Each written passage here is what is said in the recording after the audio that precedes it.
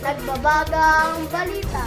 Pagtatayan ng mga buhay ng mga frontliners upang pangalagaan tayo laban sa coronavirus. Matatandaan natin ang panahon ng pandemya na lahat tayo ay nagkaroon ng limitadong galaw. Ang iba sa atin ay di pinayagang makalabas sa kanilang mga tahanan. Lalo na mga kabataan o matatandaan na mayroong karamdaman. Ang mga frontliners ay nagsilbing bayani ng ating bansa. Sila ang tumulong at nangalaga ng ating kalusugan.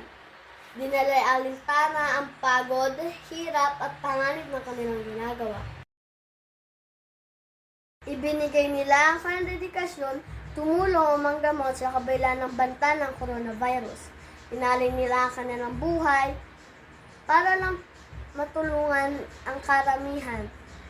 Sila ang mga bayan frontliners, kabilang na dito ang nurse, doktor, pulis, sundalo, cashiers at iba pa.